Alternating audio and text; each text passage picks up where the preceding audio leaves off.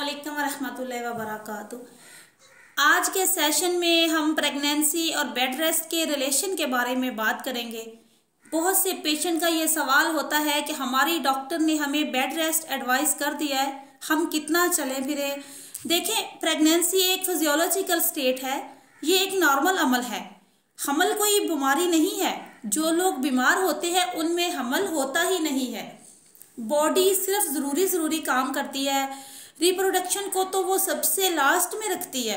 हमल में over bed resting अगर आप करते हैं तो ये चीज़ें नुकसानदा हैं आपके लिए। आप में सी सेक्शन के चांस बढ़ जाते हैं, नॉर्मल डिलीवरी के चांस कम हो जाते हैं। इसके साथ शुगर, ब्लड प्रेशर जैसी बीमारियां भी हो सकती हैं। लिहाजा अपने आप को एक्टिव रखें, रोज़मर्रा के काम छोड़कर बैठ ना जाए। निकाहत का होना नॉर्मल है, इसको सर पर सवार ना करें। अब बात करते हैं कि बेड रेस्ट कब करना है।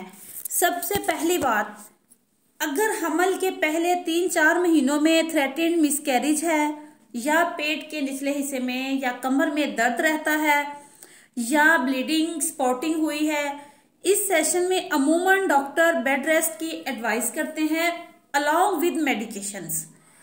या ये सारी चीज़ें आपको मौजूदा प्रेगनेंसी में है और पहले भी मिसकैरेज की हिस्ट्री है तो doctor strictly bed rest advice करते हैं।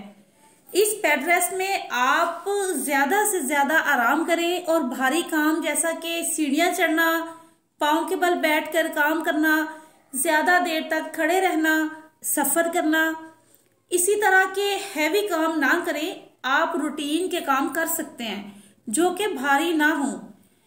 इसके अलावा प्री टर्म लेबर या पिछली प्रेगनेंसी में वक्त से पहले दर्दें लग जाना, ऐसी कंडीशन में बाज़ औक़ात सर्वाइकल स्टिच लगाया जाता है, जिसके बाद डॉक्टर्स एडवाइस करते हैं कि पेशेंट को आपने बहुत ज़्यादा भारी काम नहीं करना, अपनी एक्टिविटी को एक लिमिट के अंदर रखना है।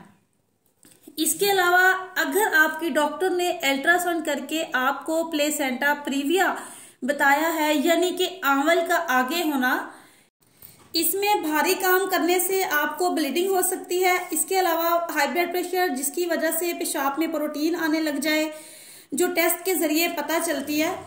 प्रीक्लेम्शिया, इसमें बेड रेस्ट इसको कहते हैं। हाई ब्लड प्रेशर की वजह से यूरिन में प्रोटीन आना, तो ये प्रीक्लेम्शिया की अलामात हैं, तो इसमें भी डॉक्टर बेड रेस्ट के लिए कहते हैं। आई होप सो प्रेगनेंसी और बेड रेस्ट के हवाले से जो सवालात हैं इस सेशन के बाद काफ़ी हद तक आपके सवालात हल हो चुके होंगे। यही मकसद हमारी वीडियो का होता है। Thank you very much.